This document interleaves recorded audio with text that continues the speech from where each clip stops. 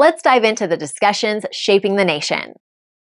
Taoiseach, as we speak, representatives of two big imperialist powers are sitting down in Saudi Arabia to decide the future of Ukraine, to carve it up without even any Ukrainian representatives being present. It's illustrative of the fact the world we live in is increasingly divided between these big imperialist powers and their rivalries, and it underlines the need for Ireland to be a consistent voice against imperialism, against oppression, and for peace. The Ukrainian people have suffered throughout all of this, throughout the horrendous invasion by Russia, then being willing to be, with a US willing to use them, willing to see their people suffer in order to attempt to weaken Russia, and then for them to walk away when the US decides under Trump we're going to pivot to Asia. And their interests have always been really at the last of this. What is ironic is that the invasion of Ukraine was used in this country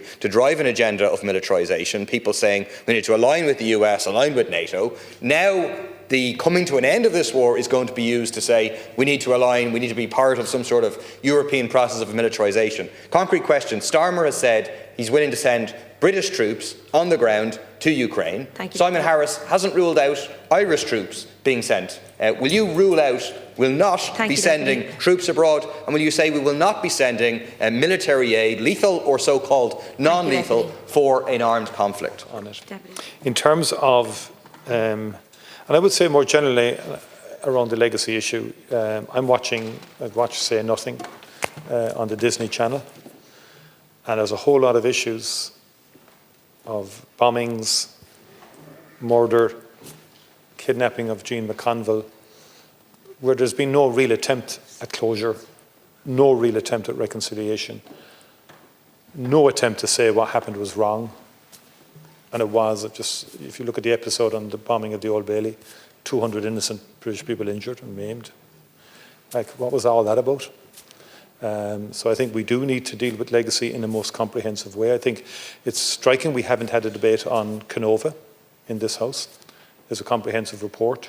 It deals with collusion between the state, the British state, and loyalist paramilitaries in the murder of innocent people, and indeed of others.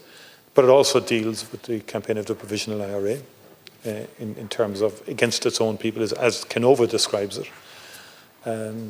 But this House hasn't even had a debate on that, and that's something we should consider in terms of the comprehensive aspect of dealing with legacy, because it does matter for future generations that these issues are properly teased out in terms of the use of violence for political ends.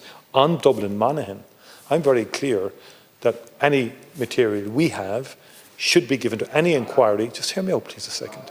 It has happened already where bespoke legislation was passed in respect of Kingsmills, for example, and where the judge there did pay tribute to the Irish government. I'm clear, and I've been saying to the Minister for Justice and the Minister's predecessor, that in respect to the Omagh bombing, again, there's an inquiry up and running. Thanks, Taoiseach. That information should be provided by our government and our Department of Justice in particular to that. And just to make the point that on the Dublin Monaghan bombing, it was previous Fianna Fáil governments that led the way in terms of inquiries into the Dublin Monaghan bombing, and we know the outcome of the various reports in terms of access to the British files. Thanks, on that. I think others, I don't have time for the other deputies. Deputy Daly raised the energy market, the energy question, yeah, I think I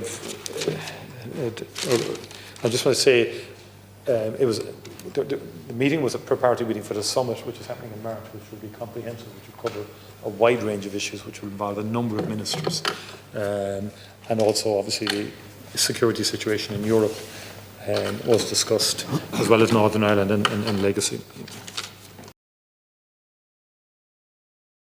Like, share, and subscribe, and let us know your thoughts in the comments. We'd love to hear from you.